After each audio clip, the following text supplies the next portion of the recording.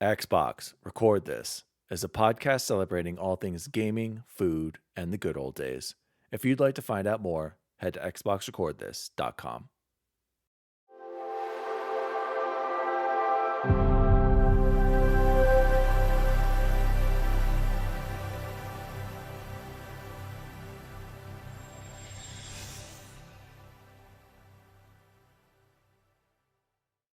Oh, hello. DaddyDWALLY here, and welcome to Xbox Record This, episode 43? Chipotle Bear? Okay. My name is DaddyDWALLY, and joining me, as always, are the assistant to the co-host, Chipotle Bear, and the assistant to the co-host, Bubble Boy and Seven. But don't worry about them. As per usual, whenever we have an amazing guest, no one cares about us. Everyone cares about them. So joining us, another man in the industry, we have a special guest. He recently beat Bloodborne last year and earned the Platinum Trophy, if I'm not mistaken.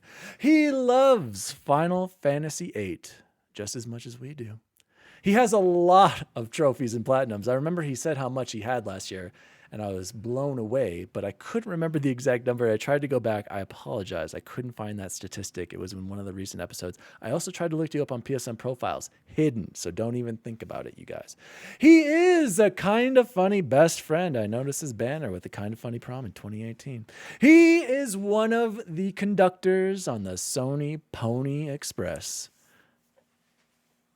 Yeehaw. There we go. And most importantly, he is the co-host of The Trophy Room, a PlayStation podcast. Please welcome Mr. K-Step himself, Kyle Stephenson. Welcome to the show, my friend. What an intro. The number is 247. Wow. Yeah. So listen, unemployment, I have a lot of time on my hands. There are a lot of cheap platinums out there. So it was... I mean, regardless, putting in the time, no matter what, if it's an easy platinum or not. Sure. Wait. That's your total, or was that just last year? Oh, no, that's my total. Okay. Still incredible. That's more than one every other day. It's weird to think about that I think I made Bug Snacks my 50th platinum when PS5 launched. And since the PS5 has launched, I've gotten almost 200 platinum trophies since then. Gosh. Man, pandemic. That is crazy. A lot of time. So were you... It's even crazier you managed to get a PS5. I know. Let's talk right? about it. No, I can't. It was... Bubble Boy, not so close to the mic there. My God. I blew out I remember when that whole conference ended, I immediately ran... Man, I immediately drove to my local GameStop and I got the second to last pre-order available. Oh, yeah, like it's usually like a 15-minute drive. I got there in like 8 minutes. Yeah, I was hauling. I remember it was so crazy, Kyle, and I randomly got a physical and a digital pre-ordered through Best Buy somehow because it randomly went live, and then I ended up selling them to my buddy who's like a diehard PlayStation fan. He was a counselor at the school I work with, so he took both, and I sold them to him for cost. And what was I thinking? Because my gosh, I could have made a killing. You're a good person. Thank you. Good well, person. I did flip a few of those, Kyle. So don't all right. Well, you know what? I'll take it back. Okay. One more quick question for you. Were you a big trophy guy immediately, or did this pandemic and being at home and like you said, you weren't working at the time, did that kind of accelerate your trophy? Yeah. So I've always loved trophies, but I didn't get really hardcore into it until being unemployed and being home. Okay. Just had more time to finish games, and then I see how close I was to the trophy, and then I was like, you know what? Let me just go for it. And then the addiction started. And every Sunday, looking up the, I don't know if you've heard of Breakthrough Gaming. What is this? They put out a religious game every Sunday that you can get the Platinum Trophy in like 10 minutes. And they all have like a Bible verse for you to read to go along with the game. Oh, man. They're not good games. And I sometimes question if I should be giving this person money. But you know what? They're $1 every Sunday. Oh, wow. Yeah, I get roped There are into worse it. things you could spend money on, bud. Exactly. Yeah. Hashtag. So you're like Greg Miller. You're on Greg Miller. You're like, you don't Yeah. care what the platinum is. You're gonna double and triple dip at this time. And Yeah, get it on and all the if people consoles. like to shame that I get cheap platinums, I put in the work and get the hard ones too. Yes, This is like Bloodborne. Exactly. I'm sure there are I'm other on my ones. steady diet of getting actual legit platinums. I cheat every once in a while and get some cheap ones. It's fine. Well, Kyle, why don't you tell us very quickly? We'd like to have like a little, maybe minute, 2 minutes of a little bit of your just quick gaming history, and then Sure. basically up until the point you played Xbox for the first time and how that affected you. And if I know you're a huge PlayStation guy, and Yeah. we've got a lot of PS1 classics I'd love to talk to you about, but tell us the first time you played Xbox and how that experience was for you. Yeah, so I grew up as a NES kid for a few years, and we got that from a family member who liked to flaunt his wealth to us. It was like I went over his house and I was playing it. It was like, you know what, just take it home. Try to be the cool uncle kind of dude. Don't like him very much now, but that's a story for a whole different podcast. And then eventually when I got older and to school with other kids and them getting Super Nintendos, I would never be able to afford it. So I would go to Blockbuster and rent consoles back in the day, and the one that was always there was PS1, and so I would always rent that along with Crash Bandicoot and just have a great time with it. Didn't come with a memory card. I was so just would going to have say, keep- that's why I was always there, because they didn't have the memory cards. Like, you better have Exactly. one at home. Exactly. So I played the beginning of Crash Bandicoot a million times. And then that Christmas I ended up getting a PlayStation. It wasn't until doing the trophy room actually a few years ago where I owned my first Xbox. I got a Xbox One X because I thought it was time. I never was into like the whole my thing's better than your thing kind of thing and the blue versus green type of situation. So I wanted to experience the other side of the coin and all the classics that I didn't really play other than Halo, multiplayer in high school at a friend's house. That was the only like Xbox thing that I played. And so the first things I played was like a little bit of Gears, a little bit of Forza. Still haven't finished any per se, but like I enjoy having my Series X there. Game Pass is incredible. It sure is. Well, You heard it here first, people. Again. the greatest deal in gaming. Kyle, I got to let you and our listeners know. Well, first of all, for all our new listeners out there, Xbox Record This is a podcast dedicated to all things gaming, food, and the good old days. So that's kind of where our focus is. We love all things gaming, but we are obviously more centered around the Xbox ecosystem. But more importantly, Kyle, I don't know if you know this, but Bubble Boy, I've told him that he's fired about 20 times on our 43 episodes so far, okay? And this Keeps is his, coming back. Exactly. And this is his make or break moment. So I'm going to allow Chance to be conducting a lot of the interview today. Okay. And then I'm going to set up a poll on Spotify asking our audience if I should really fire him or not, yes or no.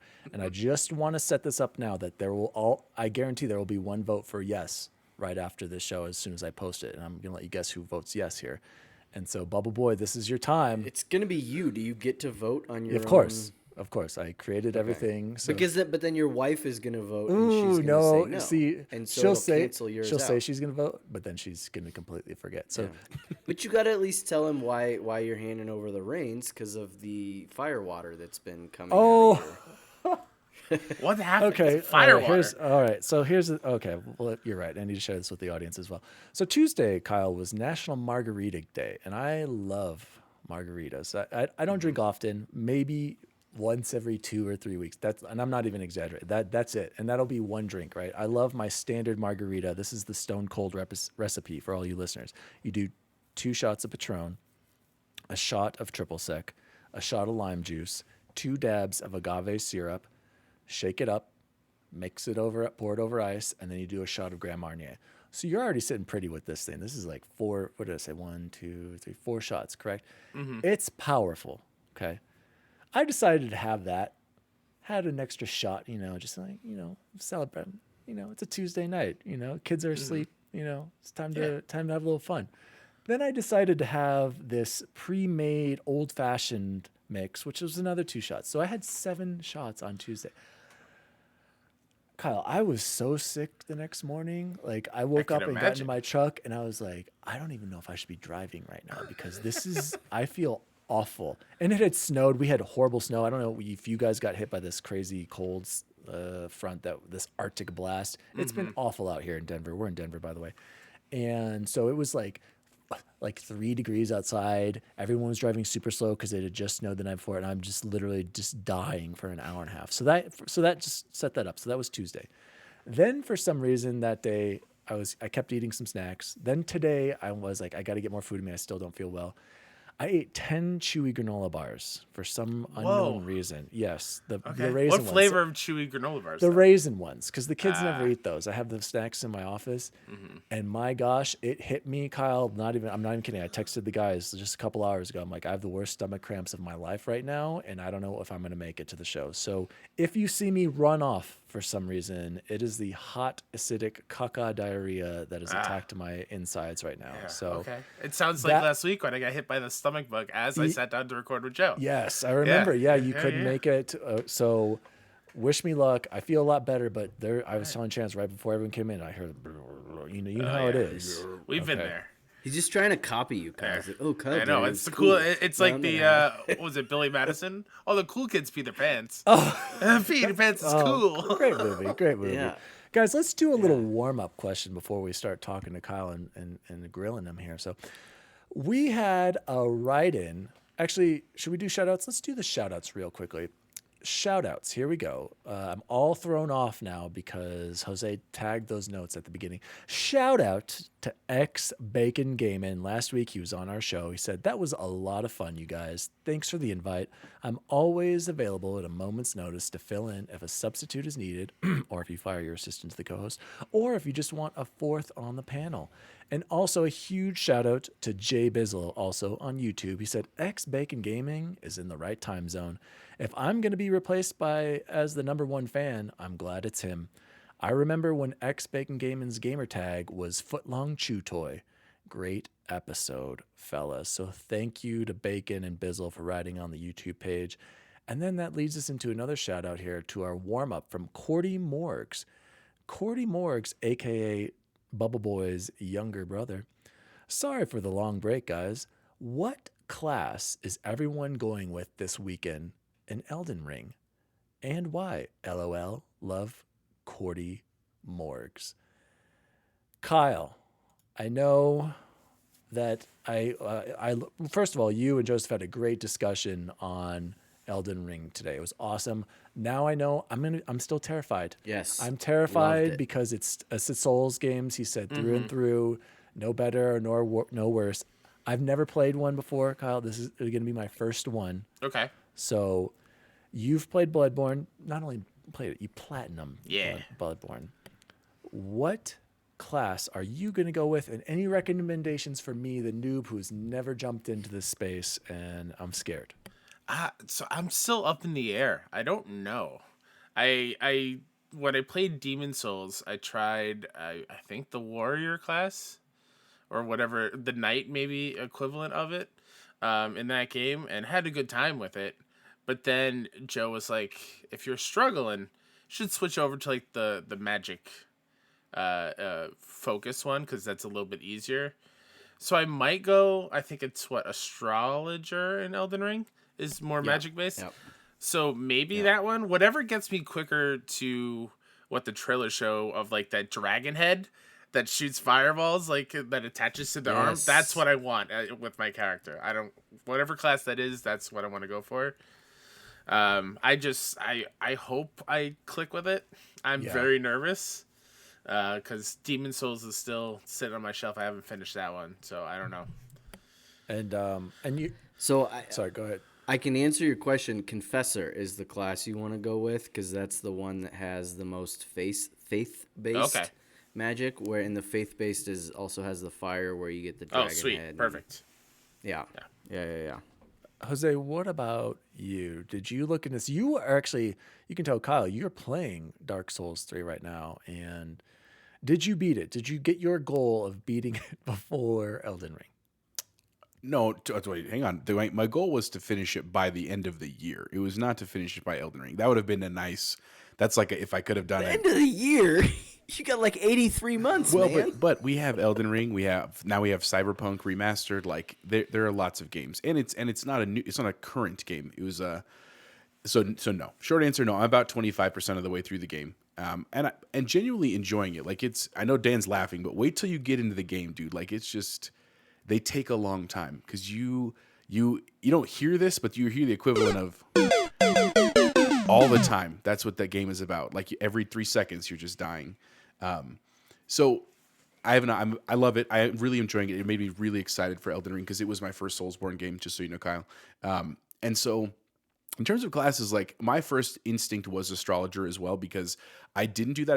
I did whatever the default one was in Dark Souls 3, because I was like, I know nothing. I'm just going to stick with what the game guides you as. And it's fine, but you get very little magic at first. And so I always liked the range thing. Like I'm a patient dude. I don't mind shooting a thing that takes like 1 hit point away and then you run and then you do 1 point. Like I don't mind that strategy. So I thought about astrologer. I heard the confessor also has. It's actually how he wore his wife down. It is. You can ask her. She's Bubble Boy, please stop getting so close to your mic. You're really blowing our ears. Thank you. Good gosh. Go ahead, please. And the confessor also supposedly has a little bit more weaponry. So I'm torn there. I also really liked. They said the confessor is kind of like a faith assassin. So I really liked that idea a lot. The other one that I just think sounds really dope, and is actually the one Corty Morgs said he might play as a samurai. Like, how do you just not love playing as a samurai, even though it's like a little out of place in this setting? Because I think more medieval, but it'll definitely be one of those 3: astrologer, confessor, or samurai.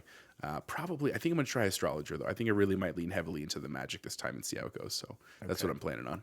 Let me go next, Bubble Boy. Bubble Boy, I also want to point out, if you notice, we all have the same microphone. So I think you need to get rid of that caca mic. Get yourself the Elgato Wave 3 right here. And anyway, so I'm still not sure after I get fired, I should go spend $200 on a it was mic. actually recently on sale, but we can talk about that later. Guys, You could do the whole like Hulk Hogan thing when he comes back as Mr. America or whatever it was. Just with the mask on. Yeah, it'll work. So Corty, like everyone has mentioned, I'm kind of thinking the same thing. I did look them up. I want to say I have not watched anything. Like when Kyle was describing this dragon head, I'm like, I have no idea what you're talking about, but yes, Kyle, that sounds cool. Mm-hmm. So I want to know nothing about this game. I haven't read any reviews, didn't listen to anything. So I know nothing. I'm going in completely blind, but I did look them up. The Prisoner, I have to say, looks pretty cool, but probably not for my noob ass from the start. I watched the video. Pretty cool. He looks like the Bic guy from the pen packaging. Well, he's unique. Then the Confessor. Also, this is probably the one I'm going to go with. It's supposedly good for new players, and I've always liked the Spell Sword class like in my Elder Scrolls games. I like the mix of combat and magic. But I'm starting to hear that all of you guys are going to do that, so I might have to do something different. So just for your information, Corty Morgs and our listeners, the Elden Ring classes ranked from the Elden Ring wiki. Number 1, Samurai, a good mix of melee and ranged combat with a weapon that causes bleed and an excellent ability in unsheath. Number 2, Jose's class, Astrologer, a very good mage that's easy to upgrade quickly due to access to spells and a good staff early on, excellent for new players and veterans alike. Number 3, the Confessor, although designed to be a mix of combat and stealth, this class can be seen as the de facto Paladin class. This one sets up players with a 100% physical damage reduction shield, as well as good faith for incantations. I have no idea what any of that means. What is a paladin? Number 4, a Prisoner. Though a more advanced playstyle, it's hard to argue that this class has an exceptional loadout and stat spread. Not recommended for new players, but will shine in the hands of a Souls veteran. And then Vagabond, number 5, a tanky class. I remember this one too, with good stats and 100% physical damage reduction shield, allowing players a sizable advantage over other classes. Great for new players and veterans that don't plan to use spells. Now, Chance, I'm going to go to you now. I know nothing about the combat. Can you beat a beast of creature, I don't know, enemies completely at range? Do you have to get close and get involved all the time? What do you recommend for us newbies, or me, really? No, and and you don't have to. But what I would say is, and this, I'm not just pandering to you here, Kyle, but I loved the way you guys talked about it on your episode today of like the idea that you can stick back, right? And you can do a little pop here and a little pop there and go back in, and it's not, Dan, I'm drawing a blank here. I'm really struggling because Here's the thing. you need to watch a little. That's what I want to tell you. You need to watch a little and learn a little bit more about each one of the classes before you try to play. You're going to be miserable. You're going to be like, I don't know what I'm doing. The way that I was watching on another review, I actually think I might play the Bandit. I was going really high on Confessor, thinking I was going to do Confessor, but I want to do a little bit of stealth and have that high dexterity. And so the Bandit has the high dexterity and the high faith, and can do stealth. And I was the same as you. You know that. Like, I didn't want to see a single thing about it. And then we had a babysitting snafu last week, and I stayed home with Annie, and I just watched stuff on it all day long. And I'm really glad I did. And it was about some of that character creation stuff that, like, you don't want to get 30 hours into it and be like, oh my gosh, I'm a tank and all I can do is run straight in and I can't keep running straight in. Like, you do want to have a little bit of that ranged combat. Okay, so ranged and agility. And Dan, if you want, IGN just put out a video about like 3 hours ago that's just about the classes, and they show one enemy. It's the same enemy with the different classes, and they explain them. And they That's show really how what they helped fight. me. They It's like fight 6 minutes. It's good.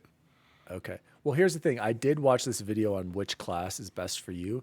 I just want to point out, it's got 156,000 views, and this was published just today, and it's number 17 on trending right now on YouTube. That's pretty wild. So there's the effect of Elden Ring in the world. It's that pretty 97 open critic score. Yeah, right the Open Critic and Metacritic, which is insane. Like, Yeah. because I think a lot of people are going to get this, and Kyle, they're going to be like, "Oh no, like this is not." I hope they're getting it physical. Very much so. I think a lot of people will still pick it up too because of, even though I feel like they've kind of stepped away from it, but the George R. Martin. Yeah, connection. you're right. They really haven't mentioned much. He's very much like, it was like a big selling point when it was first shown off, and now they're like, yeah, he's there still. I guess the kinda. story's there, but it's mostly a Souls game. Well, It's because whoever decided to have him was like, oh, wait, we saw the end of Game of Thrones. Never mind. still don't know about that. Still don't talk. Don't spoil. Guys, or Corty, thank you so much for that warm up. Bubble Boy, I'm gonna throw it over to you, and I want to hear you. Well, this is it. I'm either going to fire you or you're going to stay on the show. So good luck. Kyle, feel free to give him a hard time as much as you want. Okay. Okay. Thank you. So go ahead, Bubble Boy. Take it away. I don't. But All right. Fired for even joking around. No, right yeah. now. Okay. I titled this section "Co-host on Co-host Crime," but a little unknown fact: we actually don't have a co-host still. And we're still looking for a co-host, I believe, or it's Pony, right? And he just hasn't even ever listened. he doesn't know the Pony's my show brother, exists. Kyle. Yeah. Pony's my brother. Yeah. Ah, okay. Yeah. Because Jose's just the assistant to the His co-host. and his I'm the gamer tag is assistant to me. the assistant. His gamer tag is Miso Pony. Just so you know. So It's very. It feels like very much like this is a office, like sitcom, where Thank you. where Thank you. It's Michael Scott and then Dwight and then Andy, as the two assistants. Perfect. Exactly. Thank you. I like to think of myself more as Kyle, a Jim, Kyle but I'll take it. automatically. Yeah, Kyle's automatically hired. He's already on payroll. You guys were never on it. Kyle's already on it. Hey. Yeah, no. So I've got so many questions for you, Kyle. And when Joe was on, they didn't allow me to ask all the questions because I wasn't in charge of the show that week. But that's all right. What an idiot! And you're not. You're not gonna hurt my feelings, I promise. But I have to know: Did you happen to listen to that one? I have not. That we had. No. Okay, that's okay. Because there's an question I have to ask you at the end here that. If you had, it's actually better that you hadn't because we need our listeners to know that it's Yes. the real you. Oh, yeah, during of course. this and not just Excellent. Not just being obviously you're a fanboy of XRT. But Yeah, of course. Bubble Boy, good. That's a point for you right there. Good job for setting that question up. Okay, I'm writing it down right now. Yep. And okay, and this is the most important. How do I get a PS5? I don't. I hear the black market is looking for kidneys. I think you could still live with only one kidney. I believe that's true. So yeah. I think so. Yeah. No, seriously. I found out that you were a substitute teacher the other day. And I don't know if you know, but so I'm a school counselor. Dan is a former teacher. He's now a McKinney-Vento advocate, which you may or may not know. Jose's former teacher, assistant principal, so we're all in the education world. And I was just like, oh, dude, substitute teaching? Wow. I'm Like, also now a wow. former substitute teacher. I moved out of education. I had to. I just had to. Yeah, rightfully so. Yeah. I get it. I don't have any other skills, so I don't have a choice. Oh, believe but- me, there was it was a grind to just apply to a lot of different jobs to switch up careers and a lot of rejection. So it's super tough. It's definitely running into that where I fell out of love with it because I was subbing for close to 10 years and no one was giving me a shot at my own classroom. Like I would apply and I would never get called. Especially like in the district, like I would sub in my home district which had 4 elementary schools. I did elementary school education. That's what my focus was. And there would be openings and I would always go to like who the principal knew, family, friends, whatever. I was like, That is I'm so unbelievable. tired of the politics, whatever. And in New York, the teaching certification thing is very convoluted. And so my certification was going to end this June and I could not get an extension or anything. So I would basically have to go back to school and do everything all over again. I was like, you know what? It's time. It's time. I miss it. I miss, with the kids and whatnot. But having my first full-time job and something steady is pretty awesome. It's not exactly like I don't love what I'm doing, but it's a paycheck for now until I can get paid by talking about video games full time. That's the dream. But yeah, subbing, man, I have so many crazy things that happen. Oh, that's what I wrote. I was like, I don't know what the best word was, but like craziest, funniest. You can't make this caca up story. I was like, you just. I'm sure you have 1,000 of them, and if you can think of one that's safe to tell on here in terms of like, obviously don't want to be giving identities away or anything like that. And of course, so. I have a couple that popped to my mind, and they all seem to happen at the same school, which is wild. This school was my least favorite one to go sub in, just because they treated their substitutes very poorly, and they viewed me as like. Being like one of the only male substitutes, they're like, oh, let's put him in all the tough classrooms. And with the tough... Oh, he can handle it. Yeah, exactly. Yeah. And so my first day subbing at that school, they put me in a 4th grade class. And within 45 minutes, we had a fire drill. And I'm walking out, still don't know the kids fully yet. And so I'm walking outside, and as I'm walking out to the designated area... I noticed the principal pulls the last kid out of my line. And in my head, I was like, oh, he must have been fooling around, right? Like, he got in trouble. She got him. Totally fine. We go outside, and we have this they had the system where it was like, put up a green paper, make sure you know where everyone is, whatever, red if you don't have somebody. Standard in Colorado. Yeah, so too. I had the green up because I knew where everyone was. I knew she took that kid. I saw her take that kid. And then I noticed they did a second check, and they're like, is everyone sure you got everybody? I was like, yep, I know where they all are, right? So we go back inside, and we're sitting there. Another 30 minutes go by, and the kid's not back. I'm like, man, he must have done something awful for him not to be back yet. And another 10, 15 minutes go by. The principal comes walking in with the student, and starts screaming at me about how dare I not know where this kid is? Do you know that I had him? I was like, yeah, I saw you. We locked eyes. And just like my first day subbing in this room, in this building, and she just made me feel like, in front of the kids, it made me feel awful. And since that moment, I still subbed there for years. I had like a panic attack every single time I would go in because that kind of stuff would regularly happen, and there would be times where I would need to call for security because the kids were fighting or whatever. They would pull them outside, tell them to stop, and then send them right back in the room. I'm like, well, you're not helping me. I'm trying my best to get through it or whatever. There was another one where I was in a second grade classroom, and this is a funny one, not as serious. The kid, I noticed they were passing notes to each other, and I was like, oh, okay. Let me do the stereotypical thing where I read the note in front of everybody, and I couldn't because I was laughing so hard. The kids were basically passing the note to each other, writing the lyrics to Hotline Bling, just back and forth to each other.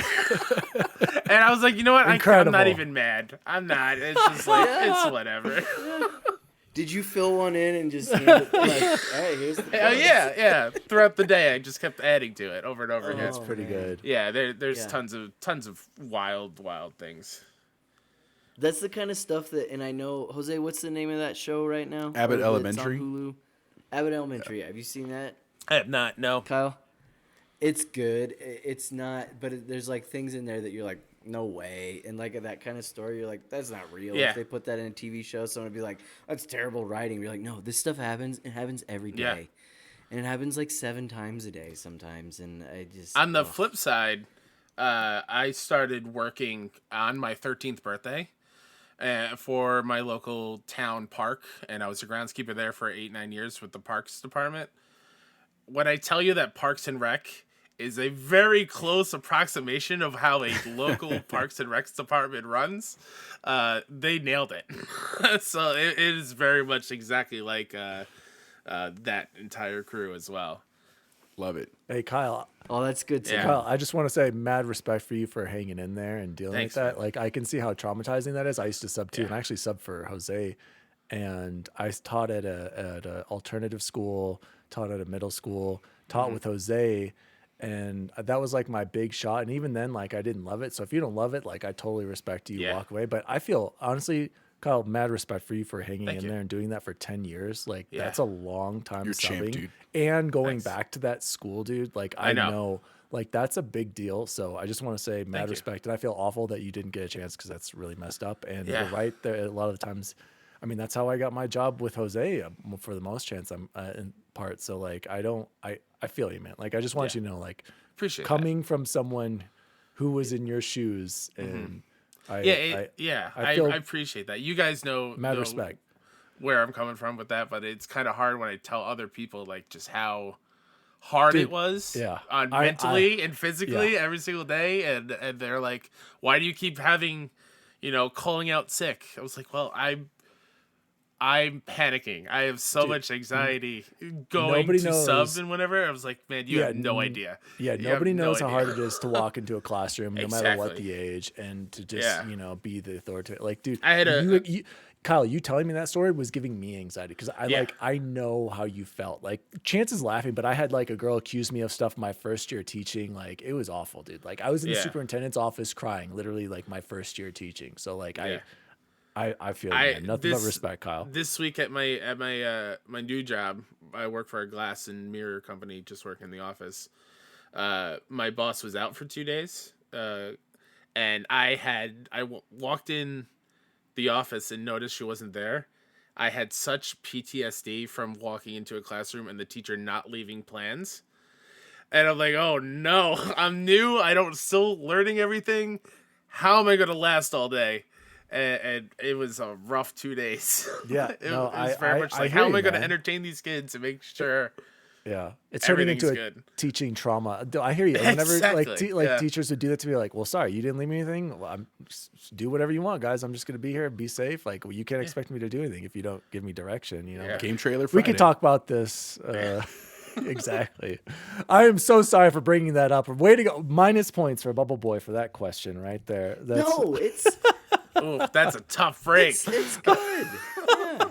Come on. All right, moving We on. rarely talk No, about it's our really good. actual professional yeah, no, lives, and I did just wanted to give him a shout out. Like, man, like Kyle, mad substitute respect. Dude. teaching, 10 years. teaching in general. insane. Mad respect. One of the hardest jobs on the planet, and Absolutely. until you do it, Nobody did you get knows. snow Yeah, you guys days? get Oh, summers summers off. off. Like, you I don't get get paid for those oh my I've gosh, also, for a very long time, I won't be doing it now, obviously, because I'm working full time. But summer job. I did a summer camp. I ran a summer camp for 8 years, and I had a parent once be like, "Oh, you teachers have it so lucky. You get paid so well and whatnot, and you should be paid like a babysitter. And I was like, I legit stood up. I was like, okay, really? You want to go there? Okay, fine. I will gladly take a babysitter's salary. So let's see. A classroom has 20 kids in it? You want to charge, I don't know, $15 an hour per kid every single day? For nanny, yeah. Please give me that money. Please give me that money. That is not an insult to me whatsoever. Yeah, my wife took a pay cut she stopped nannying for the family of doctors she worked for and took a pay cut to start her career in teaching. Yeah, it's wild. Our nanny right now, Chance, made more than I did my first year teaching. Easy. Like, it's insane. Yeah. I believe it. You're very kind to boss. Yeah. Okay. All right. Back to video games here, guys. Hobby that we all love so much. Kyle, I'm gonna come with a thunder, and I know I already gave you a little bit of a preparation for this. I have to say it again. I'm a firm believer that Days Gone is a better game than The Last of Us, and it's a better story. I had more fun playing it. I played it probably a year and a half after it released, so it had all the patches and bug fixes and everything. I need somebody, and when we had Joe on, he just laughed at me and told me I was an idiot, and then we moved on. I need somebody to explain to me why I'm wrong, like in a not like a nothing like 3 hours long, but I need a good soapbox of why you're wrong that Days Gone's better than Last of Us. I'm not wrong, and so help me understand. So I'm actually in the camp, and I told you this. I enjoyed Days Gone a lot. I don't agree with a lot of the criticism that go with it, but to say it's better than what I think is a masterpiece in The Last of Us is pretty wild. I think Deacon is not nearly as strong of a lead as Joel and Ellie, because it's kind of hard for me now that Last of Us Part 2 is out for me to separate the two games, because especially since it's Part 2, so it feels like one overarching story. Yeah, that's fair. So I feel like Deacon's arc is nowhere close to either Ellie or Joel's in those stories. I think the hordes are a cool gimmick, but they don't come close to the clickers at all. It's a wild statement. I'm struggling trying to, because it's been a while since I played Days Gone, but Last of Us is still very fresh in my brain. Chance, I will give you a point for saying you had more fun playing Days Gone, because I'm sure there's actual gameplay in that versus the Last of Us, where you're just going from point A to point B with ladders and occasionally. There's not that many ladders in Last of Us. There's maybe 2 or 3. Or planks that you're moving over to step across because nobody can swim. Anyway, we don't have to talk about my problems with The Last of Us. Go ahead, keep going. I mean, because I get it. I didn't hate The Last of Us. Yeah, it's not bad. Like it's not. It's not bad. But it's just not great. It's not a bad game. I never played the second one. I kind of feel about Breath of the Wild. Wonderful game. Is it a masterpiece? I don't think so. I don't know how. I'm the wrong person to bring up Breath of the Wild too. I haven't played it. I played 20 minutes. I'm like, I'm bored. Oh well, then that's fine. And the weapons breaking. Don't even get me started. It's a great game. Yeah, great game. But is it a masterpiece? Should it be the highest rated game of all time? No, not even slightly. Is it now though? Elden Ring. Before that, it was Odyssey. I think Elden Ring's number 1 now, guys. Isn't it, Kyle? Oh, somebody get on there. All right, I'll get on there. Keep going. I think Elden Ring's number 2 now. I forgot what number 1 is though. It doesn't really matter. You talked about this. Love what you love, right, Kyle? Go ahead. Exactly. Chance. Love what you love. Yeah. But I do that, and then I get a lot of crap. I think, and this is probably a bad comparison, but you take Sarah, like his wife's character, and Ellie, the not daughter but daughter character, for anybody who happened to have not played The Last of Us. And I just think her story was so much more compelling, and the fact that she left and, Daniel, spoiler alert. Go ahead. I really don't care about. Ears off. I really don't care. Go ahead. But that comes back, and when they come back, that it's not just this like kumbaya, oh my God, we're perfect, like, because all this time has gone by and all these things. And I think that took some courageous writing to do something like that. I think they were probably inspired by The Last of Us to do you can come back, because now we're talking about the courageous writing of the end of the first Last of Us. And so that's, like, again, I know that they not took that from it, but they probably were compelled to be like, look, we don't have to do the easy thing with this story. We can do something that's a little more difficult. And I don't know. At the end of the day, I just had more fun. I thought the motorcycle was a really cool, like, character that wasn't a character. And we had done top 5 automobiles in a game a while ago, and I think number 3 for me, and I got laughed off the show. I think that was one of the times I got fired, but It was. It was its own character. I loved it, and there was just nothing else like that in The Last of Us. The Last of Us was a great movie. Wow. I agree. I know. You're gonna be like, "Wow, Kyle, I'm glad welcome I to the came show. out of Never coming Just back throw to a bunch of hate at XRT. you. shit all over." It's just hard because I do generally love Days Gone, but the two It head just to doesn't head, compare. Yeah. it's hard. Like you saying Sarah's journey, right? In Days Gone. I feel like, again, with part 2 of The Last of Us, the journey that Ellie goes through is way more impactful than what the Sarah and the Deacon stuff in Days Gone is. And I feel like Days Gone, another thing that I think could have been better is the whole branching storylines and stuff. Like when you had like 3 different, you can go and choose what to do, and it had percentage markers of whatnot. Like me having to go back to the site 5 times to have Deacon talk to a inanimate object as being the full quest got old pretty quickly.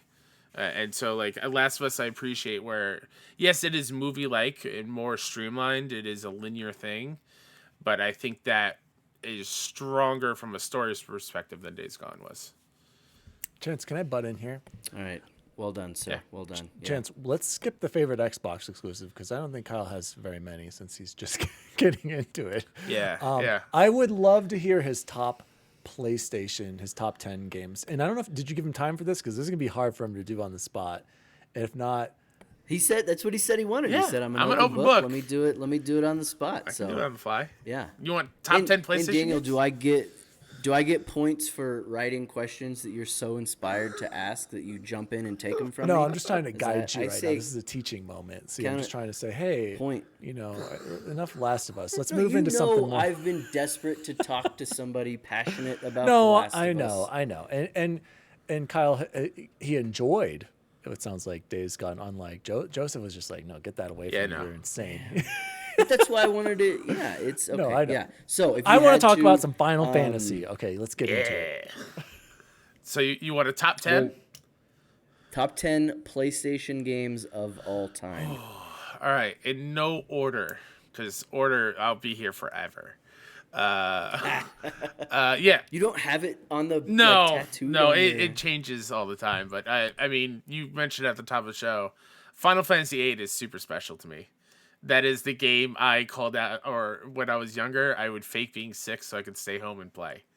I still go back to it. I think the Junction and Guardian Force system is really rad. So good. I Gunblade. love how broken it is, Zell. and you can be super overpowered before you even like leave the Balam section. That's right. Like I would just farm. I can't say the enemies' names. The phoenix bird things that pop out of the sand.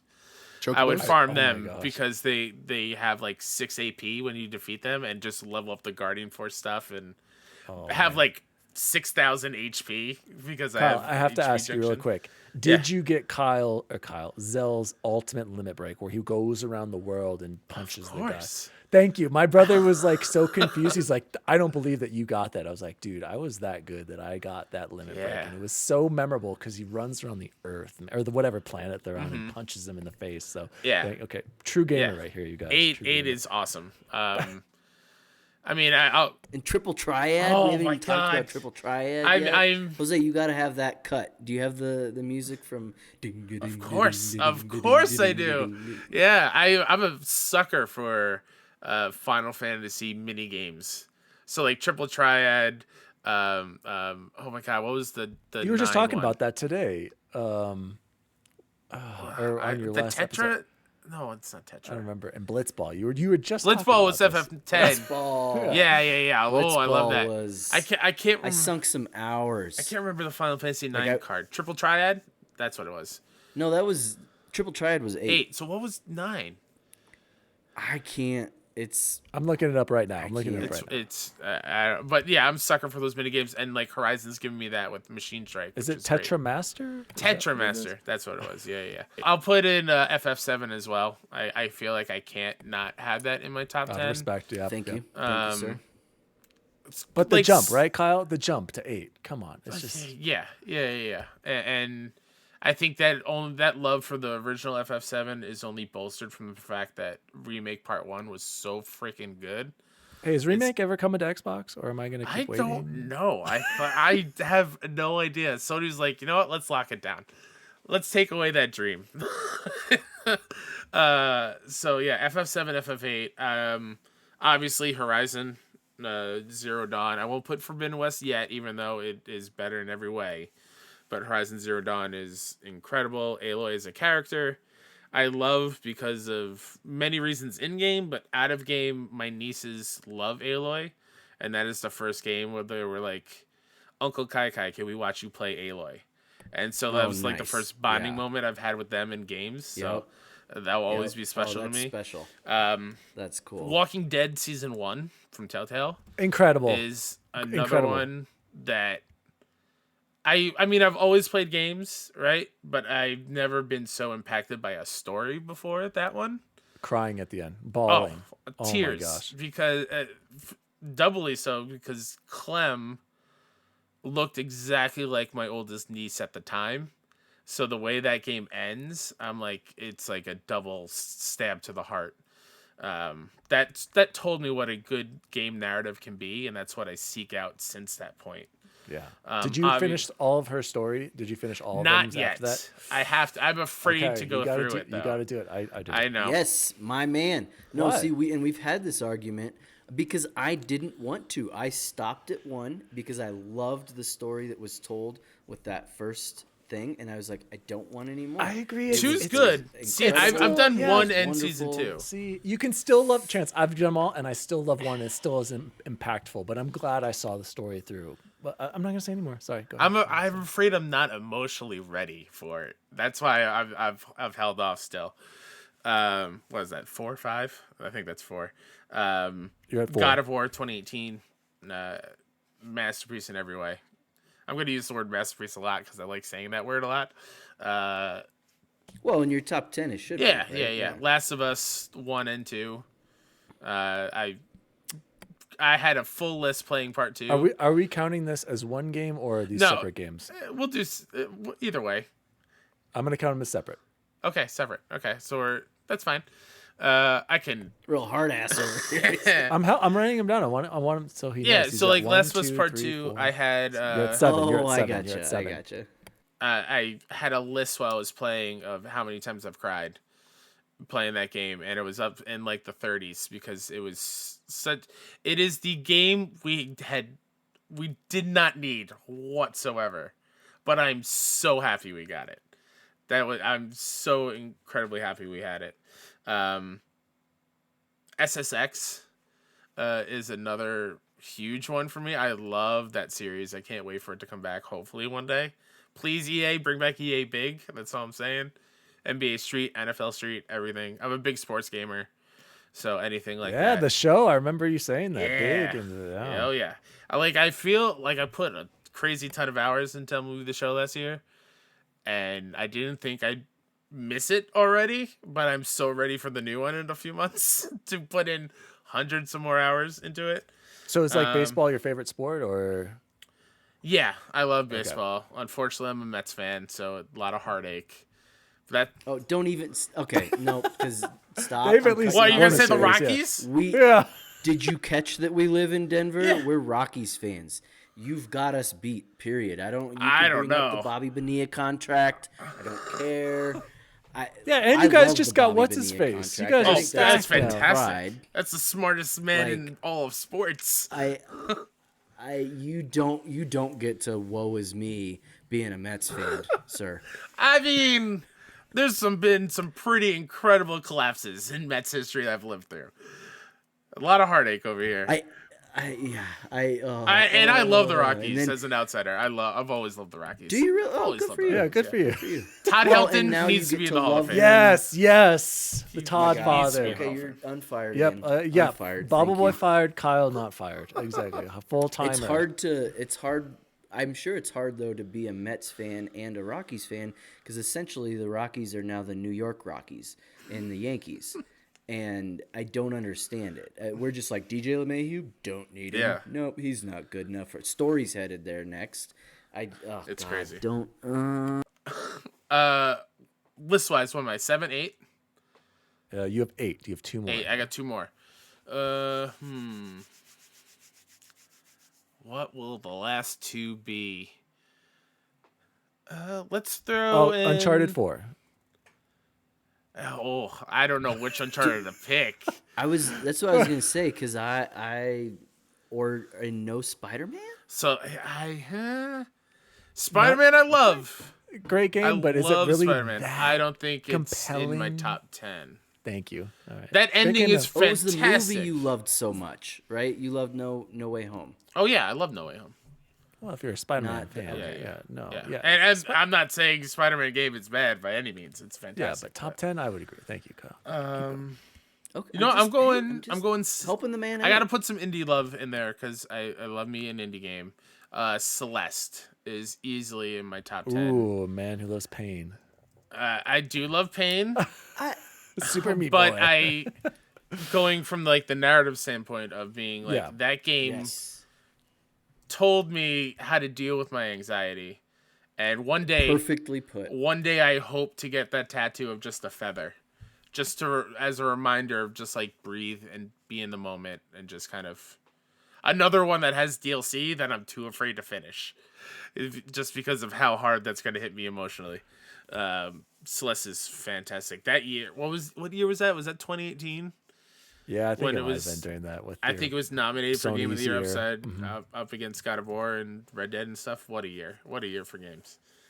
Let's see, and then to round it out. Oh, I'm gonna give the love to Batman Arkham City. Great. All right. Great. I love Arkham City. Yeah. Asylum's great. Knight's great. Yeah. They're all great, but Asylum. But I like how you like City. Cities. The Joker story in that is pretty great. Yeah. Excellent. Oh well, I'm impressed with the Celeste love because and we've talked a little bit, the three of us, in how I personally struggle with anxiety and what that game meant to me too. And I don't include it on all those lists, and I didn't even necessarily love the game as like the gameplay, but what it did, and it told you like it was literally this is you overcoming that. So well done. So well. And their speech at the Game Awards that year is still special because he was like, I don't think I've heard that. The creator was like, for anyone who's found solace in the game and dealing with your own mental illness, that wasn't the game, that was you overcoming it. And it was like you coming to terms with it, and that was all you. And I just remember tearing up at them. I was like, hell yeah, man. That's I will follow you wherever you go making games. Yeah, wow. All right. Well, last week's episode was actually the crying episode. I don't know why. I cry all the time. No shame. Okay, next question here. If you could have Sony poach one Xbox exclusive IP, what would it be? Oh. I've had this question a couple times, and I think my answer has changed every time. I used to say Halo just because they need a first-person shooter, but it seems like they are putting a lot of eggs in those baskets now with unannounced things. Yep. Sometimes I would say Forza, just because Gran Turismo is great, but it's not the arcadiness that I want that I love for Horizon, Forza that is. But I feel like the Xbox one to poach might be Fable. Deep I cut. feel like Fable would be cool. As someone who's never played a Fable, I've watched people play Fable. I feel like that would be great in the hands of Sony as a first-party studio. Great games, Kyle. If you somehow get the time, they're I know, worth it on time is backwards the thing. compatibility on Game Pass, and And they're all on in there. 4K Yeah, too, dude. So it's Oh, pretty man. sweet. You have the best deal in gaming sitting right That's- behind you. I it's over there. highly- It's Or you know I what? got my controllers. Oh, there it is. Yeah, got the PlayStation kind of funny blue. So I mean, or he could just wait to play the new one because it's going to be think that good might be. from Yeah. Playground. They're going to put in, but that's a good answer. Good answer. I like it. Okay, and this will be even better now because I learned about your nieces. But a Horizon Lego? Are you kidding me? I'm a massive Lego nerd, and it was something that I was massively into as a kid, and then walked away from forever, and then had a daughter. And when that first Mandalorian Lego came out. And I was like, maybe she'll like this because she loves Baby Yoda, but he's not in it. And now she's into it, and I get to buy whatever Legos I want because it's bonding time with my daughter. That Horizon one, did you already pre-order it for your niece? Not yet, Sis? and it won't be for them. It's going to be for me. they'll watch me build it. I never was into Legos that much because it was always something that was Expensive. expensive. My money would go to games. They are. My goodness. And if you can't tell behind me, those are all Blu-rays. I'm a sucker for my collecting gosh. Blu-rays, and that's only one of 2 shelves that I are was full. wondering what was back You there. and Jose both. Yeah, No, I don't. I have like 12. No, dude. Okay. Time out here. Okay, I should say the Martinez family then, because growing up, man. Oh, not Blu-rays. Those are DVDs. I ripped them all and put them on my Plex. They're all gone. The discs are gone now. All digital feature, baby. I love it. I hate it. I hate that. I know we're the opposite. I'm I sorry. hate it. But yeah, so when they started getting older, we bought them Legos, and they love Legos. So that's given me an excuse to kind of dive in. Up here, I have the Batman cowl. I have the Infinity Gauntlet Yes. Lego. Oh, yeah. I definitely want to keep buying more, and then if they can continue the Horizon line, like give me a Thunderjaw in Lego form, and every single machine. I'm all in on that. I saw that and was just, oh man. And I have every tumbler, the Dark Knight tumbler. I have every one. I have like the $300 one, and then the 100 and the. I'm shocked that there aren't more like video game based Legos. I know there's Halo with Mega Bloks, and Call of Duty I think is a Not Mega the Bloks. same. Not the same. Yeah, and Mega Bloks is not the It's same. not. We did It's not. Yeah. We did. We still have a giveaway, and on the nobody show, seems to and write in. They don't want to win the Halo. Nobody wanted it.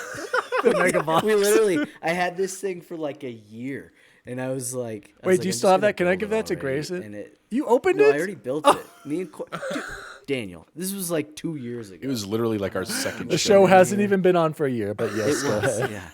What got kind the- of gaming franchise would you guys want in Lego form though? So that's literally my next question. That is why you are the greatest co-host of all time. My God.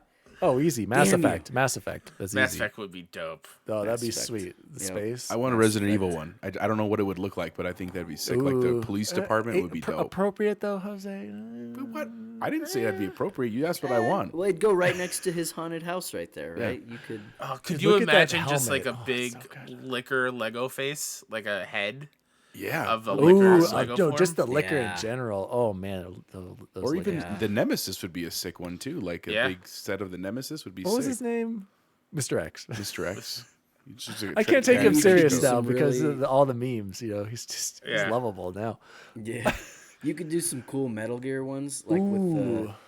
the some of the the bosses, Metal yeah. Gears themselves. Yeah. Hey, Kyle, I gotta Oh. ask. Can you describe what is in your background back there? Because I'm very curious.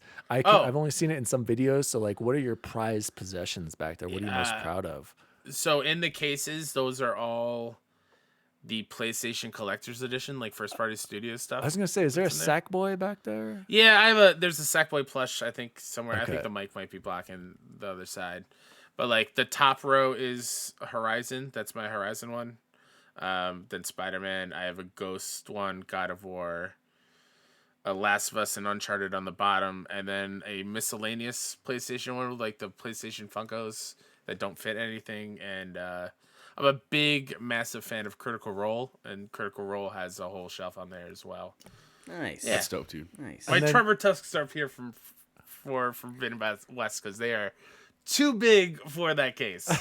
So that's And a I problem. see your PlayStation right there. Are you rocking an elitist LG OLED like Joseph too, or are you a Of course peasant I am. like me? I'm the one Oh my gosh. that Joe's copying from. Oh gosh. Right here, what? baby. And Daniel won't get it because Burn-in. he's afraid It's of gonna the happen. burn-in. No. And I'm There's telling- no- I'm like, none whatsoever. It's not a thing. Yes, Daniel. it is, you guys. But so here's the thing with it's this. not artings.com, and I play a lot of static image games, you guys. I had a plasma, Kyle, and Yeah. it got burn-in, and that So was here's the not thing. fun. I was very nervous about it too because that was like my first big purchase with my own Yes, big boy money. exactly. And I researched it a lot. This one has a thing where I forgot what the option Pixel is. shift, yeah. Yeah, exactly. I'm a does it. big fan of Critical Role, right? I watch their shows. I don't listen. That show is a static 3-4 hour 4-hour shows, yeah. long with like layouts on there. I get none of that. Kyle, I'm warning you right now. Our buddy Alan Pack, shout out to Alan because he never listens. 18 years ago he that happened has, to him. No, he has an OLED, and he got a CNN burn-in image on his TV. So the TV stuff. Kyle, you got to be careful, man. If I were you, this is what or not. If I was you, if I get one, which I want to, every time the 77-inch, it has to be bigger for me. First of all, I can't do this 51-inch. I have a 65-inch. Yes, thank you. I have a 65-inch KS8000 right now. It was a top-of-line Samsung at the time, and so I need it to be 75 or bigger, right? So the 77-inch CX was on sale for $24.99. I'm like, I gotta grab this at Costco. Of course, it's sold out, and I didn't grab it. But I'm terrified. If I get one, I'm going to be doing the pixel shift, all the stupid mitigation, and then I'm going to have the bar go through every time before I go to bed. I'm going to spend like 5 minutes doing it because I'm that paranoid. You don't spend any time. It does it for you. Yeah, it does. Will you just Hey, let is me have- there anything else in anybody else's bar right now that you regret not buying and is sold out and we can't find it anywhere? What? Chapo? Me? No. Nothing.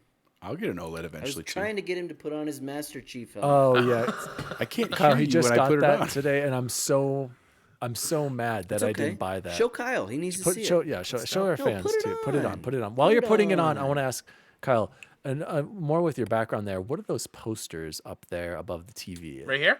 Yeah, to your right. It looks Like like. it? Yeah, right Yeah, there. over there. Oh man, looking left. great with that helmet. That's awesome. Look at the lights. Oh, the lights are cool. That's a good The touch. lights. It's got the little thing Look for at this. Cortana in the back. And I didn't buy this, and I'm such an idiot. Is that from the Infinite Collector's Edition type of thing? There was like collectors No, at it was just a GameStop. It was like this, standalone- standalone wow. helmet. Okay. That when he sent us the picture didn't look back this in good. like Thanksgiving, it looked like it might have been like Yeah. this big. And And we all blew it and didn't. Yeah. my biggest regret right there. You got your Horizon one, and I missed out on my Master Chief helmet. So sorry, what were those Yeah, posters? so the posters I got from Etsy. They are Oh, okay. the the gaming PS1, PS2, and PS4 blown apart, and inside are like yeah. little scenes of the PlayStation I think games. I saw those. Yeah, I think I did The see artist just recently made a PS3 one that I need to pick up and add that. to the Okay, collection. I But think yeah. they're very awesome. cool. Yeah. Tying along back to PlayStation, what is your favorite PlayStation console? Don't tell me it's PS4. It is, isn't it? It's I try not to say 4. I try not to.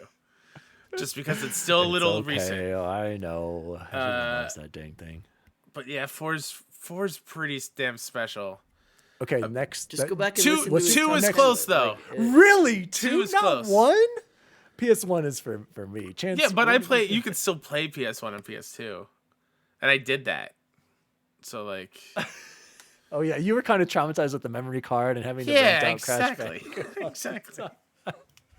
Which, speaking of memory card, I think Kyle just nailed it for me because we have this argument that isn't really an argument because I know I'm wrong about whether or not we're millennials.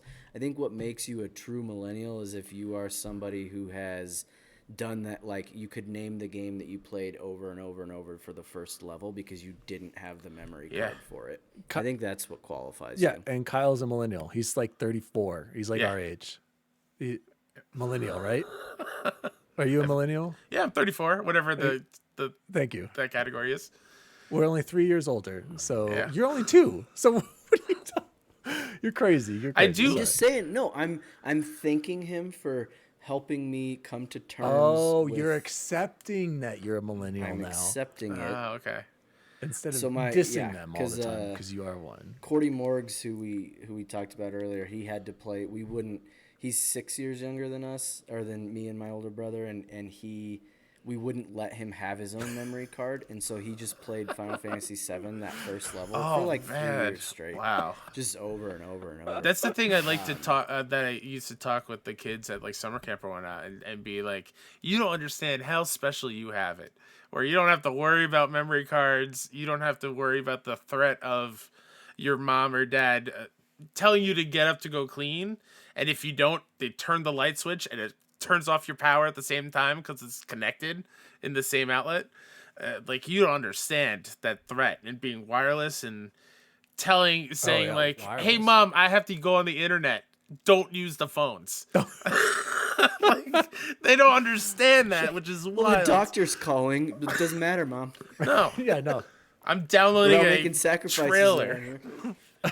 Oh yeah, the Napster days, like how Oh, yeah. revolutionary that was. Like that Yeah. was crazy. Yep. Chance, do you have any more questions or I have the one. Oh I have yeah, the of course. Most important one. Exactly. This is it. The- All right. This is going to The determine question everything of all right here. questions, which you have not been prepped on. I just want everybody in the. Okay. Is this audience the to one know who that has not been you want prepped. a different answer than Joe? No, we want to know your Okay. honest opinion. No, we want it. That's why I'm actually glad. Got as it, sad got it. as I am, I'm glad that you haven't listened Bonus to that points, show yes. because here it goes. Give us the best fast food chicken sandwich on the market right now. Oh Jesus! I'm the worst person to ask this to. He's not allergic to Jesus. chicken, guys.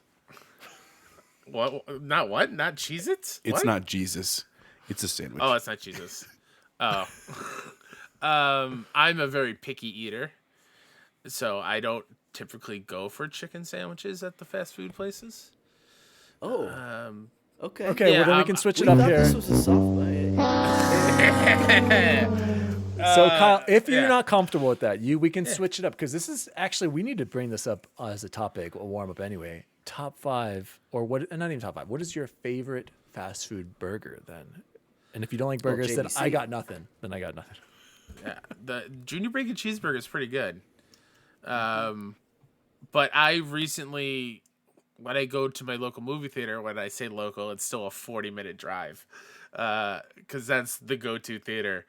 There is a Sonic that opened up nearby, and I've seen the light when it comes to Sonic burgers. Sonic is this guy knows something. Sonic's pretty damn great. So that's definitely in there.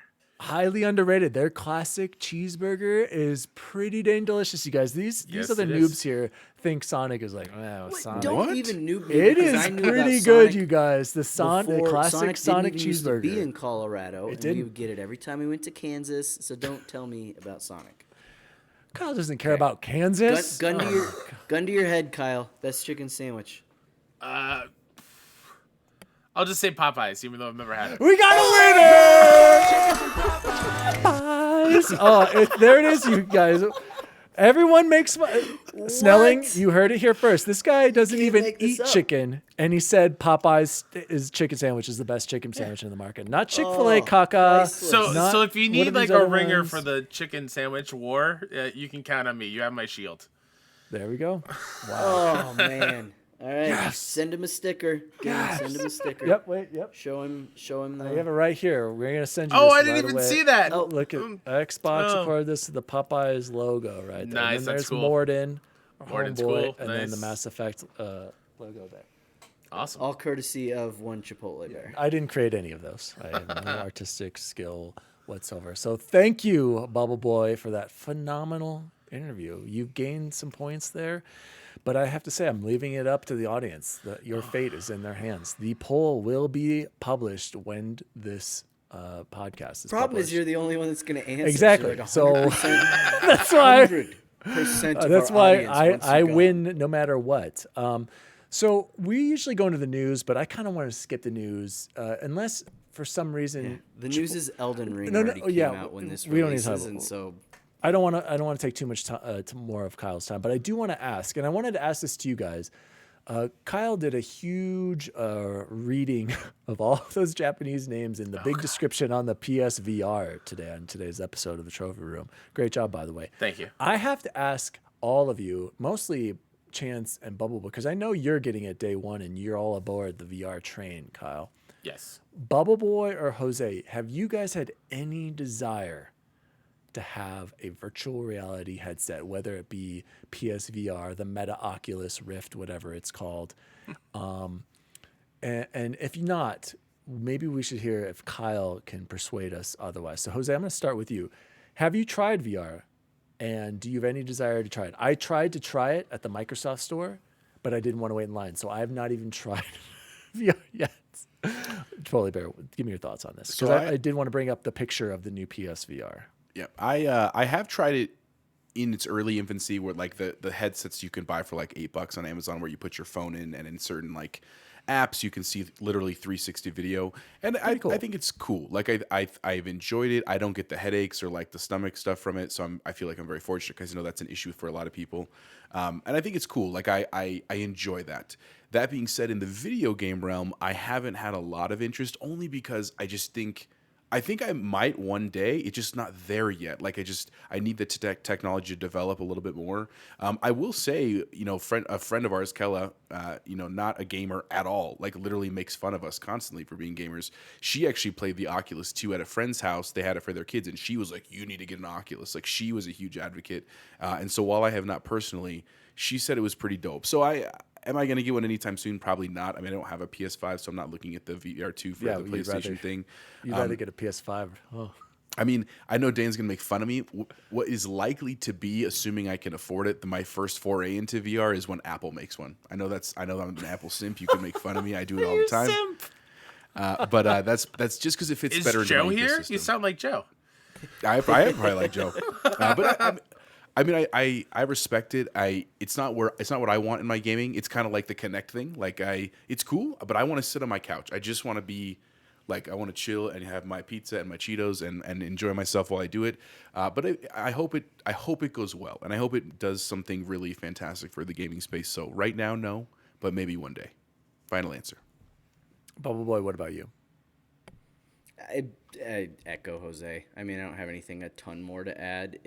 I do get sick a little bit from it. Like, I got sick from Narita Boy, so I assume I can't invest something like that without, maybe if he gets it and I can try it, but Yeah, I'm actually shocked you didn't get more sick from Max Payne 3. My gosh, so we'll talk about that another time. oh, I threw Horrible up a couple cutscenes times, and for multiple reasons you for know that how game. I feel about Max Payne 3.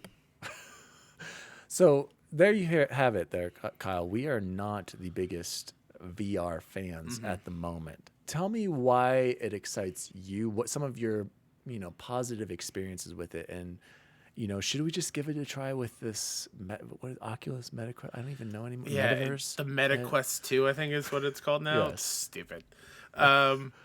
It's hard to sell VR without having the thing on your face.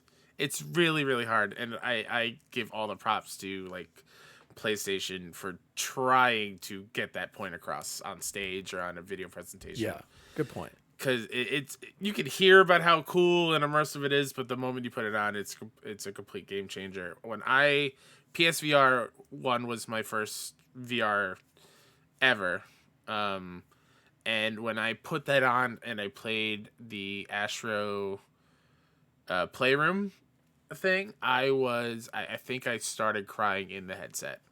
It is definitely a thing where technology is so advanced and a new way to experience games in a thing that I didn't think was ever possible, that it is super, super cool. The bummer with PSVR 1, though, that cord system was awful. It was awful and very heavy, and I would always get tripped up by it.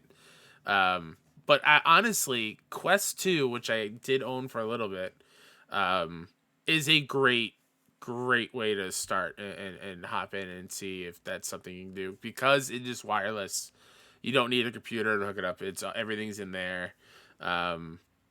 It is so like you don't even need a computer at all. It's just put on and play. Dang, that's you pretty. You just put it on. Everything's in the headset. Wow. It does a really cool job where you can outline the play area, and if you get close to that area, like it's this weird thing where you cross over and you can actually see your surroundings in VR, so you know where everything is, so you don't have to worry about like crashing into TVs and whatnot. But with PSVR 2, what I'm super excited about is it feels like with VR1 and Quest 2, it had that thing where like the goggles, you can kind of see that you were wearing goggles, like you were swimming a little bit. With VR2, it sounds like those won't be a thing because the lenses are going to be a little bit bigger. And the fact that they're going to have like vents. So like the condensation of fogginess is not going to happen, because that does happen a lot, especially if you're playing games like Beat Saber and you're sweating. It does fog up and kind of ruin it. But yeah, I highly suggest you try it out. And yeah, if you get sick by it, then it's probably not the best idea to hop in, but it truly is like an eye-opening kind of experience. Gotcha. Kyle, can I ask you very quickly, how much do you think the PSVR 2 is going to be? Give me your best shot. I'm putting you on the spot. Man, Oculus is what, 300, right? Or Meta? Yeah. Which, from what you're describing, that's a pretty compelling package. If it ever dropped to $199, maybe I'd consider it. But let's be real. Oh, man. It can't be 500, right? Because that's what the PS5 is. But it's got OLED. It's got so much tech. It's got so much in there. $1,000 package deal right there. But that's the thing. You also need a PS5 in order to use it. I think they have to come in at 400. Okay. They have to. If it's anything more than that, people are gonna be it's gonna be a problem. Gotcha. Yeah. Excellent guess. Moving on, and this kind of ties into our good old days segment. We'll get there in a second. Jose, very quickly, can you tell me why you brought up this insider article about video game movies? And video game movies, am I right, Kyle? You saw the picture. Hey. You loved it. That was Jose's work right there. You're right. The ugly ass Koopa or whatever that thing was. Goomba. So I wanted to bring this up really quickly because we've talked a lot about games in the show already, and we recently talked about how there's with what's the movie coming out with Uncharted? Thank you. With Uncharted coming out, I was like, what else is coming up recently? Like, what is supposedly... Kyle loved it, by the way. Kyle loved it. Oh, good to know. In the works, and I found this the other day, and I just wanted to... I'm not going to read all of it, but the 3 things I wanted to tell. So the Borderlands game supposedly is being directed by Eli Roth, who did the Hostel movies, which, very interesting. Like, that could be something kind of cool. Do you have the cast list? I don't. I just have this little thing. It just says Kate Blanchett is starring. Have you guys played Borderlands 2? Do you know any of the characters? This guy is the only one, but love it. I love Borderlands as well. Kevin Hart is playing Roland. Oh, yeah. And I find that hilarious because they are completely opposite. Yeah, I remember there's like a decent cast for it. There is. Yeah. Big old Roland. Big, beefy Roland.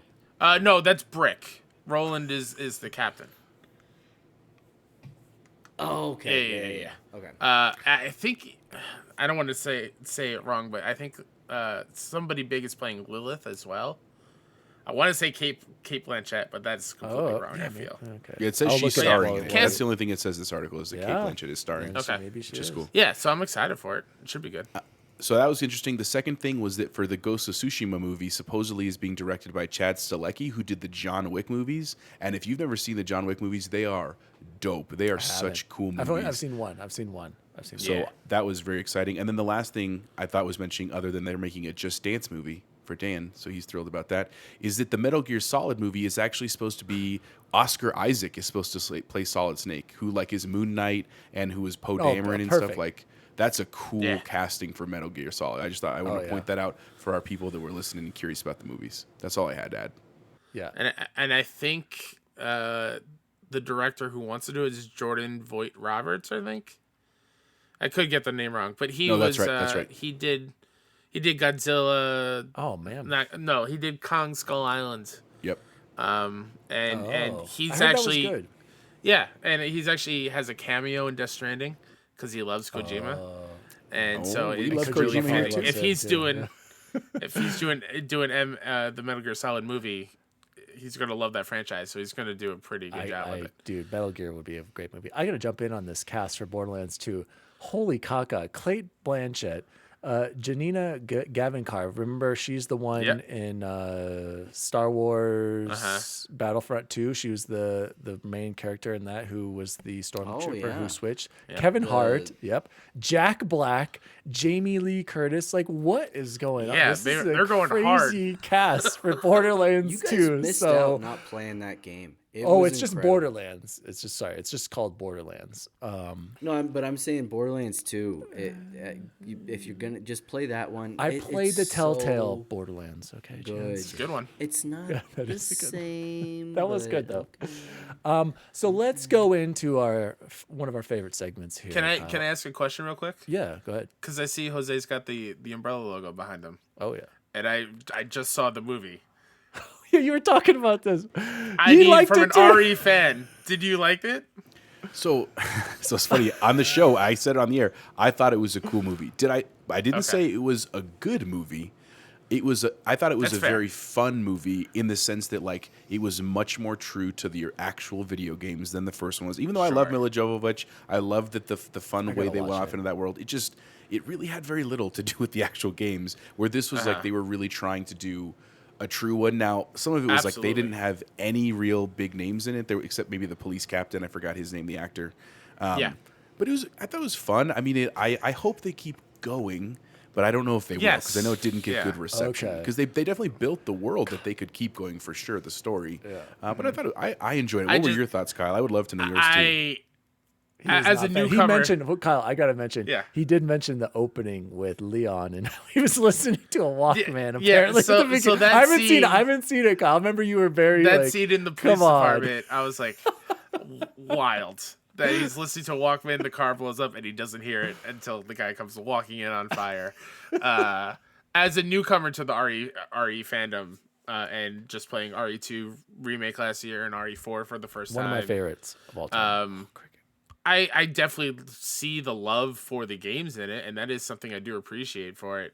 I just feel like they rushed it and put way too much stuff in there. I feel like if they only focused on one game, it would have been a little bit better, but And you're right, because they definitely not. This is not a spoiler for anyone. I know that no one cares about spoilers, but for the record, like they literally had elements from RE1 and 2. They had some Code Veronica stuff in there. Yeah. like they really and what probably happened was that they were like, look, we have one shot to get this because if we don't, we're never going to get funded for a sequel, and so they tried to get as much as they could in there, and that's why I would love a sequel, especially because they don't do a whole lot with Wesker. I would love to them get into like that whole story of Resident Evil. So we'll see, man. But I thought it was a fun movie. I would watch it again. Like it's a good Halloween movie for me because it's zombies and stuff. Yeah, for sure. So speaking of movies and whatnot, let's move into the good old days. And this is from Chance, and I'm not sure why he picked this one. I'm going to tell you why in a second. What are your favorite top 5 rock, aka Dwayne Johnson roles in movie and TV? And Jose also voted for this because our original opener was something related to The Rock, but who cares? I'm going to go first here, boys, because mine is very disappointing because I'm not much of a Dwayne Johnson simp as you guys are. So I can tell you his worst role, and I will always remember this for the rest of my life. Scorpion King 2002. I remember my girlfriend at the time and my buddy Ryan Baz's girlfriend at the time went to prom, and I've already told this story, at our high school without us, with other guys to be nice. And I remember we went and saw Scorpion King for some reason to get our minds off of our girlfriends going to a dance without us. And then after the movie, being so disgusted at wasting our money at this horrible movie, we drove by the high school screaming, "What are you guys doing in there?" And we just screaming like a bunch of idiots at the high school for some unknown reason because we were so mad that our girlfriends left us and we had just paid money to see Scorpion King 2002. Then my next top roles, Bob Stone, Central Intelligence. I saw that movie. Christopher Danson, the other guys. I guess he's in that movie. I think I like that movie for the other characters. So apparently he was a cameo in that. So I'll put Him there. and Sam Jackson are the Yes, that's what it said in the rival article cops. I was reading. Yep. Number 2, Paul Doy in Pain and Gain. I enjoyed Pain and Gain. And they were all those beefy men over there. I think K-Step was talking about beefy men earlier with the Street Fighter 6 reveal earlier today. Yeah. And then number 1, I have his best role as Maui from Moana, only because my son loves the show. I've actually never seen the movie. I know he's in it. I know apparently he's this man named. I swear I've never watched it with him. You've never watched it with your kid. You're an absentee father? It with him. Question mark? Absentee, yeah, that's okay. So number 1, apparently he plays a character named Maui in Moana, and my son loves it. So they're my top 5. Your favorite role is something you've never seen him do. That's priceless. It was a good old days topic because from when the news came out that he was going to be starring in I don't know, was it a tweet he sent out that was like, I'm going to be in the next big video game movie. And so we were going to pair it with what did we hope that movie was going to be? And the only obvious answer is Gears of War. And then good old days, what were our favorite roles he did? With Dave Bautista, sorry. So, Gears of War with Dave Bautista. Yes, exactly. Okay, very good, very good. So, Kyle, do you want to go last on this one? Let's save you for last. Whatever. Yeah, that works. Jose, why don't you do better than me, obviously, in the one bubble. So, to be fair, my honorable mention was Maui from Moana. That was my honorable mention here because, he is an action guy. Like, you look at him, he physically looks like an action hero guy. So I think it was cool. I mean, he does have young kids too, to be fair, and he is a great father in addition to being like this crazy billionaire mogul and stuff. That he did Maui in Moana, a big Disney movie, and he sang in it and everything like that. Like, big ups to him. But my true number 5s, number 5 is he played a character named Spencer in Jumanji, the new Jumanji movies, which I know they're a little cheesy, but they were cool, man. And he was a great character to add for that. He was a great believable in that video game universe. So that's number 5. Number 4 is one that none of you probably know, but it's one of my literally favorite movies. It's called Be Cool. He played a character named Elliot Wilhelm, and it was Be Cool was like the spiritual successor and kind of true sequel to Get Shorty from like the 90s.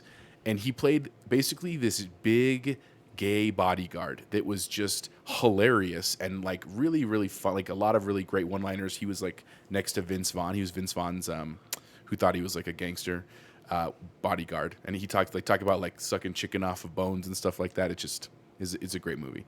So number 3, even though the movies didn't do that well, I thought they were fun, kind of like the Resident Evil, the G.I. Joe movies. He played Roadblock in it, and again, he was great in that hero role.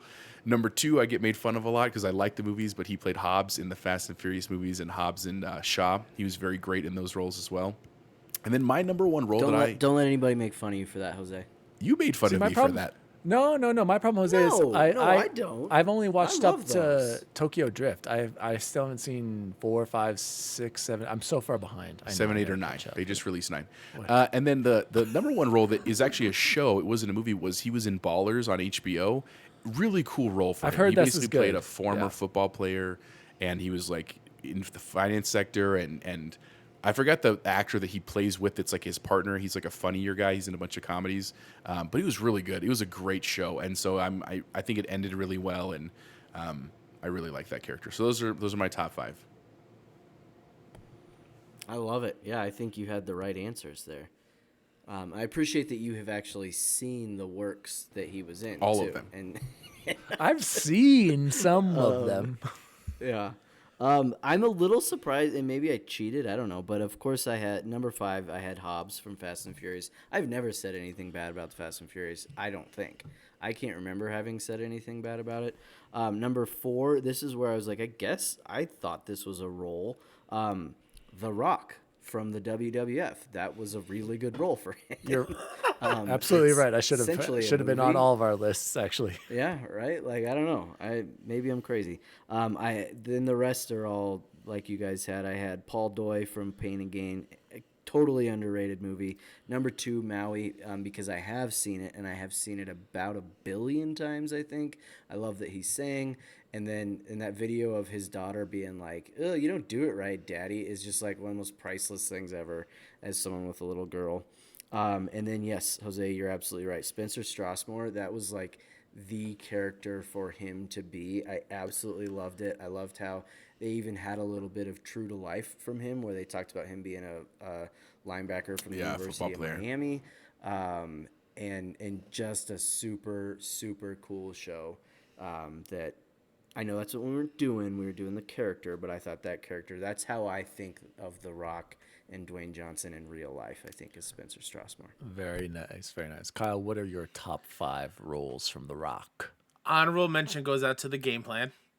Definitely not the most sexy of movies for The Rock, but it was a good time. Feel good movie. I would go number 5, Walking Tall, which is one of his first ones. I really dug that, even though he was still kind of getting his feet wet in the acting side of things. I would go number 4, San Andreas. I love a good disaster movie, and that one is very, very cool spectacle-wise, and I think, I believe The Rock could save as many people as he can in the moment of a giant earthquake in California. Moana, of course, number 3. I mean, you guys said it. Moana is fantastic. I would go number 2. I actually really enjoyed watching him in Jungle Cruise with the girls a few months ago. He's really good, and that wisecracking Rock that I love from wrestling. He was this in this character. It was very, very, very cool.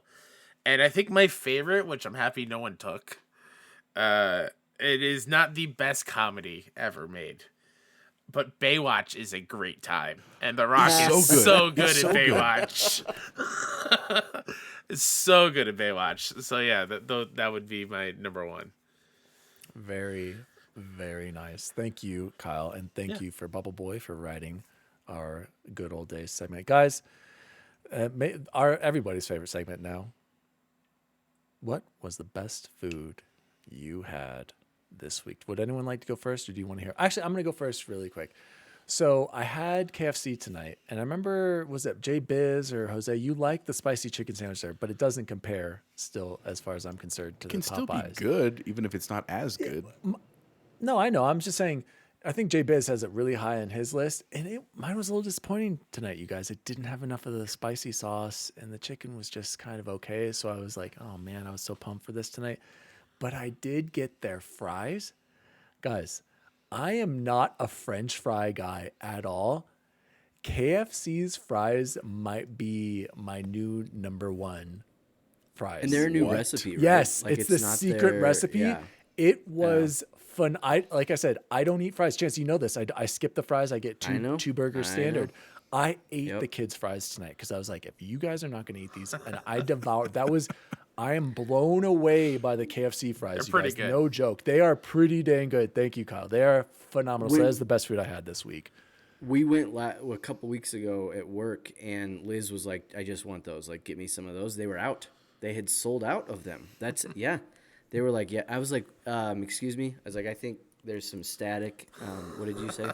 They're like, yeah, we're out. We didn't have enough for the. I'm telling you guys, okay, KFC fries, you need to have them if you have not had them.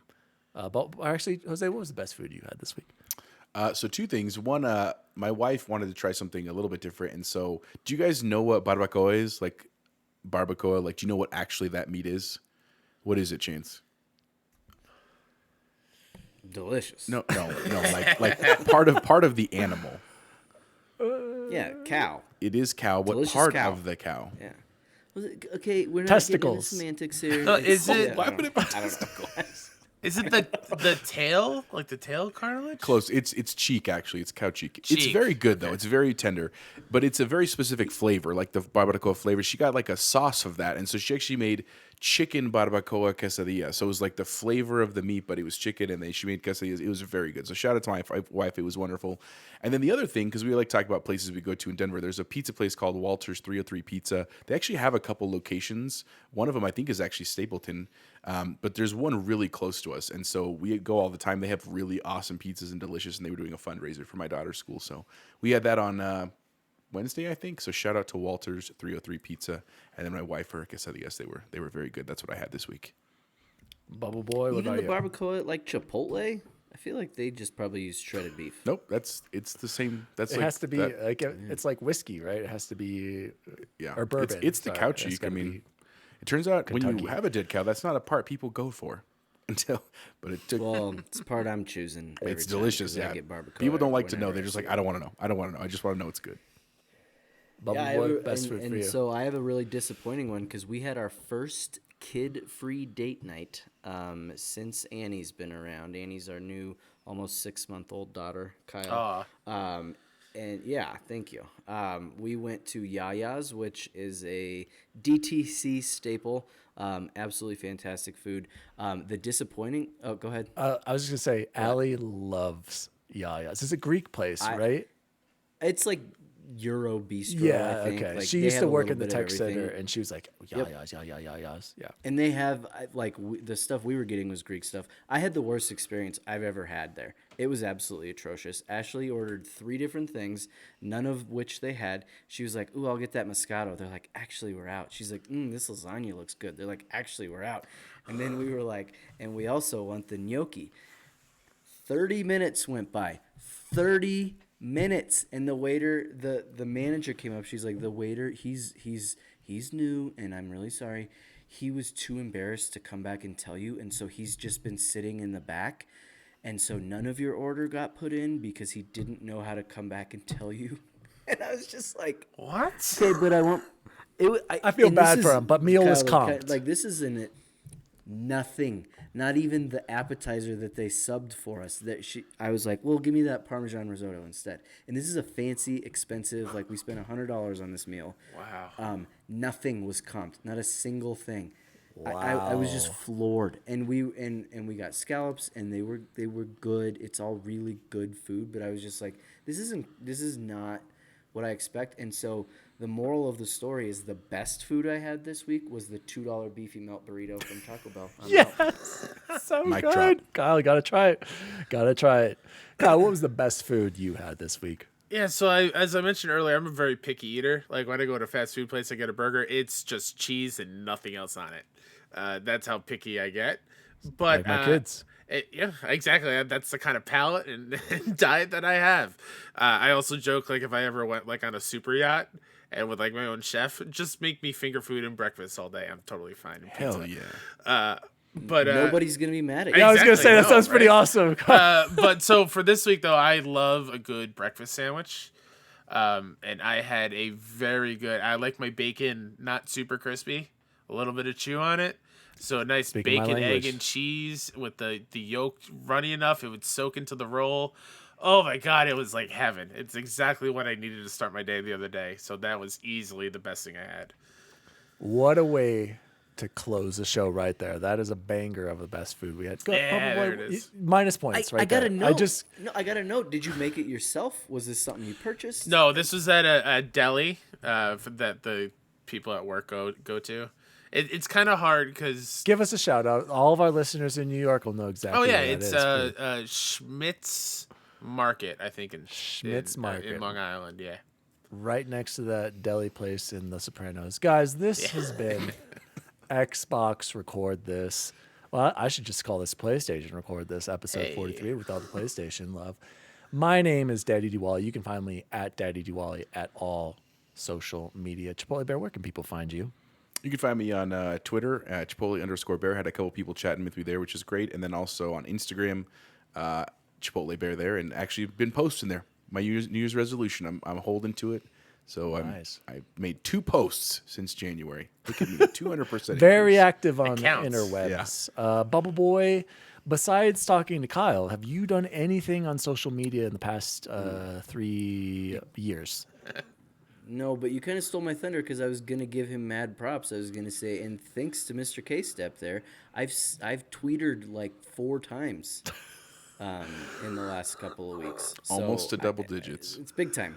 Thank you. All because of MrKStep. Hey, and I gotta- love the term tweeted. It's Yes. great. He's still trying to figure it out. Kyle, Isn't that what it's called? huge Just thank tweeted. you to Bubble Boy for getting Kyle on the show. And of course, Kyle, MrKStep, Where can people find you? Thank you again for being in our show. Yeah, no, Seriously, this thanks has for been a having lot me. of fun. This has was been a great awesome. time. I'll come back whenever you want. It's Oh, totally fine. absolutely. We might make you play some Xbox games next Listen, time. that's but- totally fine. Where can people find you, and what have you been up to? Yeah, you can find me at MrKStep on Twitter and pretty much everywhere. If you like PlayStation, hit us up over at PS Trophy Room on Twitter or the Trophy Room of PlayStation podcast, where we listen to podcast services. And if you are into indie games, check out the indie game site that I co-founded, 61indie.com. That's SIXONEINDIE, where we uplift indie games because they are super important and some of the best games out there that nobody really plays. So go check us out over there. Absolutely. Jose, did you want to say something? Or no, you got a kitty over there. Thank you again to all of our listeners. Thank you for Kyle for joining us. As always, Xbots and Sony ponies. Kyle, follow our lead. See you online. See you online. See you online. I'm Ron Burgundy. You stay classy, San Diego. Xbox Record This is a podcast created by Daniel Walenzik. You can follow him at DaddyDWALLY on all social media. The assistant to the co-host is Jose Martinez, and you can follow him at Chipotle_bear on Twitter. The assistant to the co-host is Chance Siegel, and you can follow him at BubbleBoyN7. You can follow the show at Xbox Record This on all social media.